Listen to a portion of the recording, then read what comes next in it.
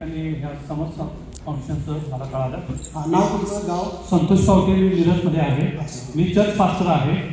आणि मी church pastor काम करत असताना आमचं पहिलं काम असते की सभासदांना किंवा आपल्या चर्चच्या मेंबरसाठी प्रार्थना करणं, आरोग्यासाठी प्रार्थना करणं. आमचं आध्यात्मिक जास्त लेवल असते आणि आध्यात्मिक लेवल असताना मला एक फोन आला की पुण्यातून पास्टर आमच्या आईला शुगरचा त्रास आहे आणि प्रार्थना करा, प्रार्थनेमध्ये आठवण. मग आम्ही प्रार्थना करायचं रोज. पण मी एक दिवशी त्यांना सांगितलं की शुगरसाठी आपल्याकडे औषध आहे आणि ते औषध जर तुमच्या आईने घेतलं तर तुमच्या आईची शुगर व्यवस्थित होईल आणि ती धुणं मांडण्याचं काम करतो. आणि मग शुनगार सरांना मी सांगितलं असं असं आहे.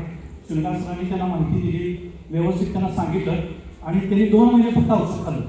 त्याच्यानंतर त्यांनी औषध खाल्लेलं नाही आणि त्यांना चालताना पण त्रास होत होता आणि फिरत नव्हते जास्त, उठायला बसायला आणि शिड्या चढल्या तर त्यांना त्रास होतो. तर ते औषध खाल्ल्यानंतर ते आता व्यवस्थित कामाला पण जातात, कुठला त्रास नाही. आणि त्यांनी सांगितलं की चांगलं आहे औषध. आता ते पुण्यामध्ये दुसऱ्यांना सांगत आहे. चांगला रिझल्ट आला.